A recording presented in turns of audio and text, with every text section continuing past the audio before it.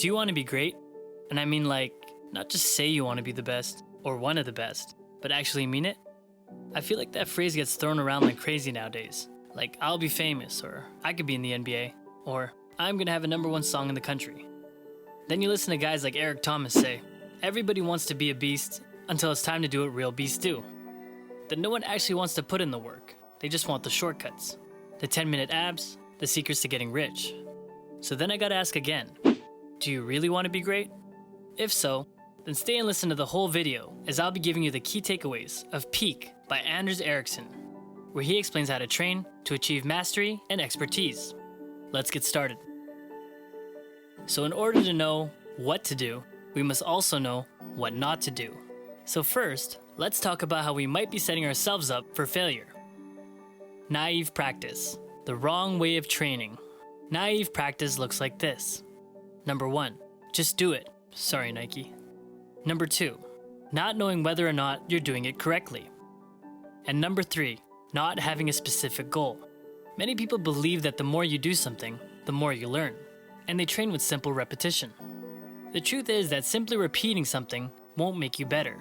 And if you are repeating the same actions and behaviors in automation mode, without working on your weaknesses and without operating at the edge of your abilities, then chances are that you're actually going to get worse over time.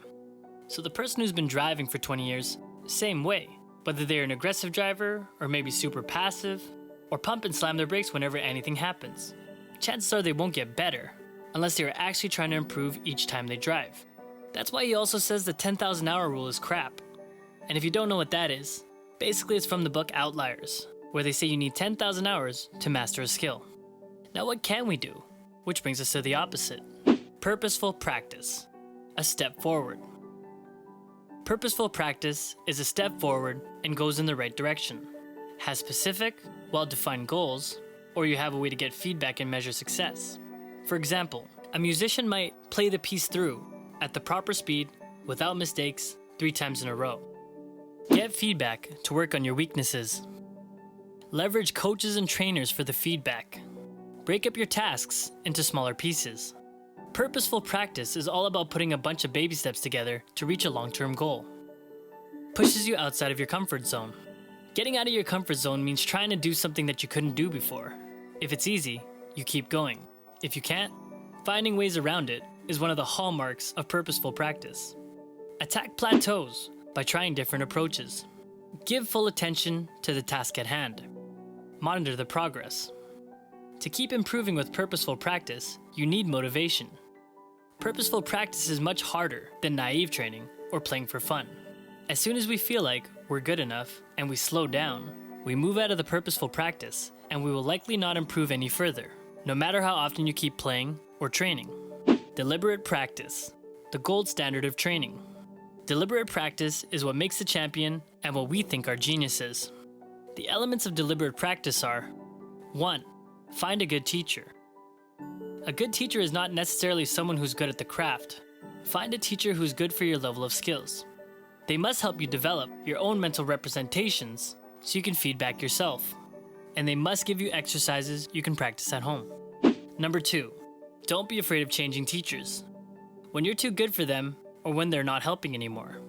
I remember it being difficult when I first started playing sports.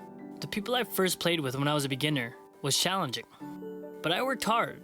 I worked out, I worked on all my skills, and I started to get really good. Then the games I had with my friends actually started to get boring. It's always okay to change teachers, mentors, and groups of friends. Number 3, operate at your outermost level of skills. Number 4, define specific goals. Number 5, be fully present and attentive during your training sessions. I can't stress the importance of this one, but get locked in. Get to work and focus. Don't just go through the motions. Force yourself if you have to. Number 6, train at home by yourself. The best training is lone training. Number 7, work on your weaknesses and mistakes with constant feedback. And number 8, choose a developed field. Otherwise, you must pave the way to peak performance. When there's a goal, let's say you want to be a singer. All you have to do is look at the famous singers and see what they did. The struggles, the practicing, the pressure of all of it. It's all in the autobiography books. If you don't choose a developed field, Unfortunately, you gotta go through the ups and downs of it. And when you reach success, it sets up the next generation to learn from your mistakes.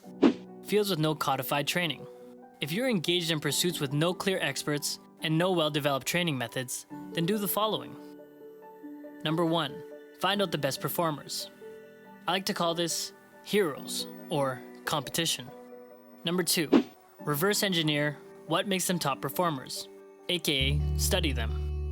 Number 3, most of all, find out what type of training they engage in, meaning break it down into practical steps you can take. Number 4, copy what they do and train as they do, then seek to improve upon it. Copy to get to their level, then one-up them. Now, if you can't find a good teacher, you can always focus on the 3 F's. Focus, feedback, and fix it. Try to break your work down into smaller components. Analyze and repeat. Then determine your weaknesses and train to eliminate them. And that's all for today. If you got value from this video, like it. If you have any interesting comments, comment down below. And if you want more videos like this, subscribe and hit that notification bell. If you did feel like supporting this channel in a huge way, there is a link down below to buy me a coffee, which I would love because that's the fuel I use for these late nights till 4 a.m. working on content for you. That's all for today. Thank you so much for watching. Let's continue to move in silence.